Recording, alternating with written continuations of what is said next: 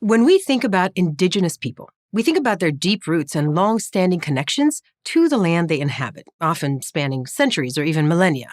For example, the Chinese from China, the Egyptians are from Egypt, and the Indians are from India.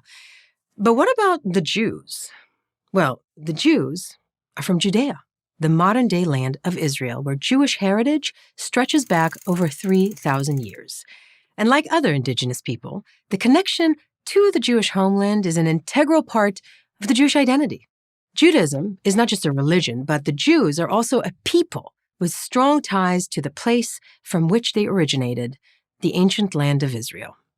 The practice of Judaism is directly connected to that land. It celebrates holidays like the harvest time and has prayers that are tied to the seasons in the land of Israel. 7 crop species, including olives, grapes, wheat, and barley, are cherished in Jewish symbolism because they represent Israel, the land flowing with milk and honey. For centuries, Jews have been saying L'Shana Haba'ah B'Yerushalayim, or next year in Jerusalem, never forgetting their connection to the land of Israel. But don't just take my word for it. Historians and archaeologists also point to artifacts and historical writings that prove the connection between the land of Israel and the Jewish people. Hebrew inscriptions have been found on thousands of artifacts dating as far back as the 6th century BC. Hebrew is my mother's tongue. I can read these thousands of years old artifacts. In addition to Jewish sources, an Egyptian document dating to approximately 1200 BC mentions a campaign in which an Egyptian ruler says that he has defeated Israel. Israel is no more, the document reads. Probably the worst prophecy ever made about the Jews since, I'm still here. The Hebrew Bible is, of course, more than just a history book, but there's a lot of verified history in it. The fact that Jerusalem is mentioned 669 times in its pages confirms that the city is central to the Jewish identity. Politically, the land of Israel swapped hands for thousands of years, but it was never anything other than a sovereign Jewish state. Let me say that again. The only sovereign state that ever existed in the land of Israel forever is a Jewish state. The Jewish people have formed 3 nation-states in the land of Israel throughout history. The first was the First Commonwealth, ruled by the House of David, and it lasted for more than 4 centuries. Israel was united by King David, and Jerusalem was the capital of that Jewish state. The first temple, built by King Solomon, was a huge source of Jewish pride. Then the Babylonians conquered the land, exiling most of the Jewish residents to Babylon. In 539 BC, Persia's King Cyrus conquered Babylon and issued the Cyrus Decree, allowing the Jews to return to Israel. And many did. They rebuilt the country, including the Second Temple in Jerusalem, on the site of the destroyed First Temple. Its western wall is still standing, and today it is the holiest site of the Jewish people. The second Jewish state is often referred to as the Second Commonwealth, later called the Kingdom of Judea, born from the Maccabean revolt against the Greeks. Hello, Hanukkah. It was a time of independence, but it didn't last.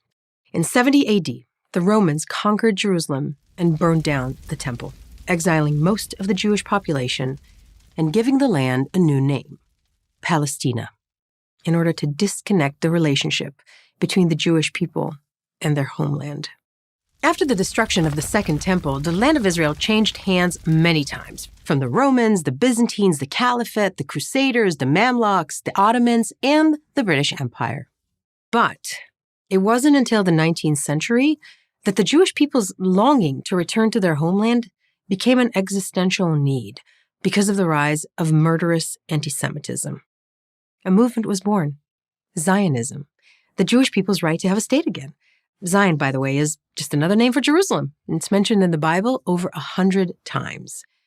Zionism is a movement for Jewish self-determination in their ancestral land and a Jewish, not an exclusively Jewish, state.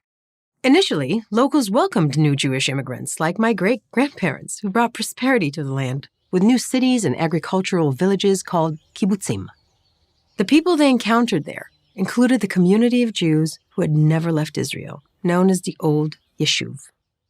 The Israeli Declaration of Independence ensures equality of social and political rights to all its citizens, regardless of religion, race, or sex, guaranteeing freedom of religion, conscience, language, education, and culture, and pledging to safeguard the holy places of all religions, which is what Israel does. Israel doesn't deny anyone else's identity. Of course, there have always been people of non-Jewish identity in the land, including modern Arab Palestinians, who also have ties to the place the Jews celebrate as the land of Israel and the Christians call the Holy Land. But if you support Indigenous people's rights, you should also be a Zionist and understand that the Jews are the Indigenous people of the land of Israel who never really left. I'm Noa Tishby, author of Israel, A Simple Guide to the Most Misunderstood Country on Earth for Prager University. Thank you for watching this video. To keep PragerU videos free, please consider making a tax-deductible donation.